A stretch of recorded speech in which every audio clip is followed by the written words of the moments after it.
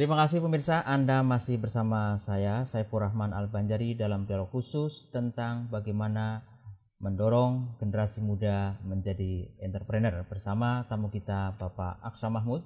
Beliau ini adalah alumni HMI yang sukses di bidang usaha, di bidang bisnis. Nah, kita lanjutkan Pak Aksa Mahmud. Silakan. Jadi sebetulnya yang mendorong atau berperan besar Anda menjadi sukses ini karena memang keturunan atau kultur atau sistem politik yang membuat Anda menjadi gampang naik? Sebenarnya pertama bicara dari segi keturunan, ya mungkin ada darahnya sedikit. Karena tapi ya itu dalam ukuran di kampung aja.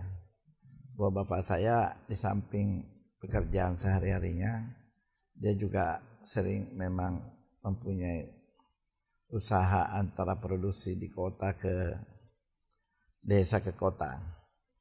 Kemudian dari segi semangat kemauan, ya mungkin ini adalah salah satu bidang yang mungkin pada saat itu yang memang pas untuk saya. Jadi mau dikatakan direncanakan juga tidak, tetapi seperti alamiah aja bahwa mempunyai filosofi bahwa bagaimana setiap aktivitas itu menghasilkan. Setiap aktivitas menghasilkan. Menghasilkan apa ini? Ya artinya ada profit, ada keuntungan, ada dampaknya, apakah itu ilmu ataukah uang dan sebagainya. Karena ilmu itu bisa jadi uang.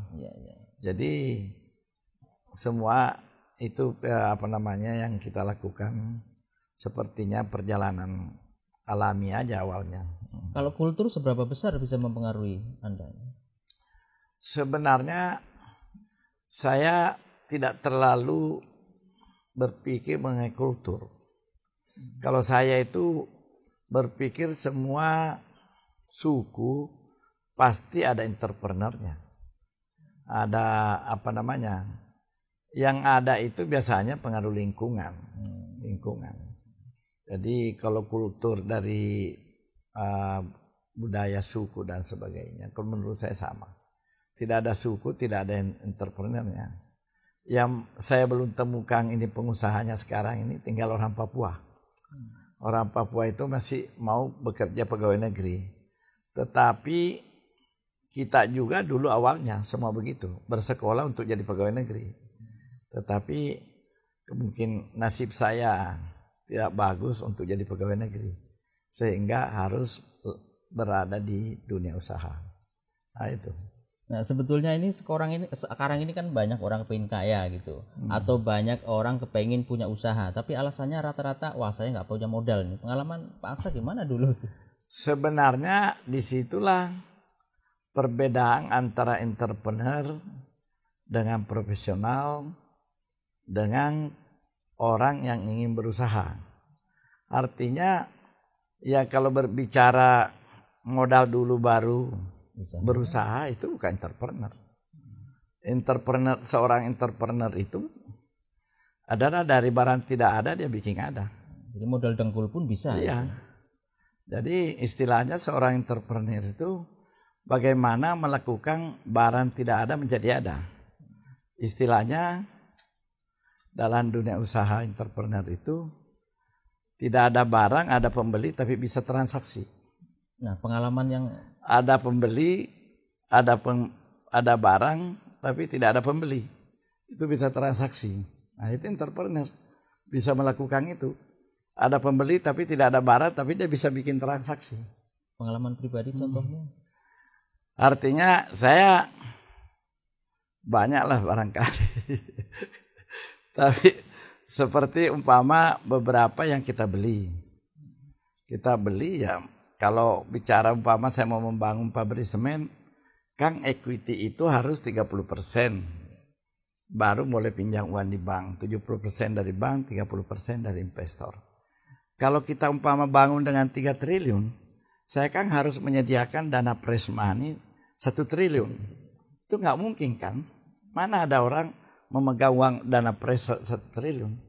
Oleh karena itu kita harus bagaimana caranya supaya cukup 1 triliun, bank juga bisa mengeluarkan, tujuannya tercapai. Nah, bagaimana itu? Nah, itulah tekniknya.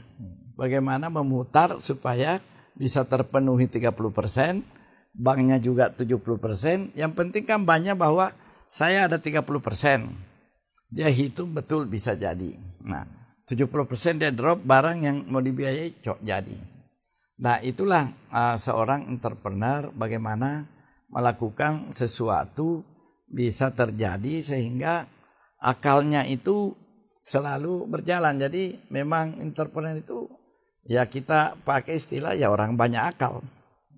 Tidak bisa hanya satu akal mau menjadi entrepreneur. Jadi harus menggunakan otak kanan barangkali ya? Enggak? Semua otak harus dipakai. Kanan kiri harus dipakai kalau bisnis. Oleh karena itu saya bilang perang yang tidak ada henti-hentinya itu adalah pengusaha. Bagaimana ceritanya? Karena kalau pengusaha itu kita bangun ya memikirkan. Kita pergi tidur pikirkan. Jadi yang mengantar kita bangun pekerjaan, yang mengantar tidur pekerjaan. Bahkan mimpi tengah malam itu lagi. Jadi tidak ada henti-hentinya. Kalau tentara itu kan militer selesai umpama timur-timur udah selesai, kembali ke asrama lagi kan. Menunggu kapan ada perang dan mudah-mudahan tidak ada perang kan. Kalau kita selalu berdoa bagaimana ada perang. Ya kan berbeda doanya. Jadi ada karena kalau tidak ada perang tidak ada proyek kan. Iya. Jadi tanpa henti perang setiap hari. Setiap ada penting. Oke, saya kira nanti bisa kita lanjutkan terutama bagaimana mengubah mindset lah generasi muda ini supaya bisa menekuni salah satu bidang ini yang mungkin bermanfaat juga buat orang banyak. Dan pemirsa jangan kemana-mana, kita masih akan kembali dengan dialog dengan Pak Aksa Mahmud tentunya setelah pesan-pesan berikut ini. Tetaplah bersama kami.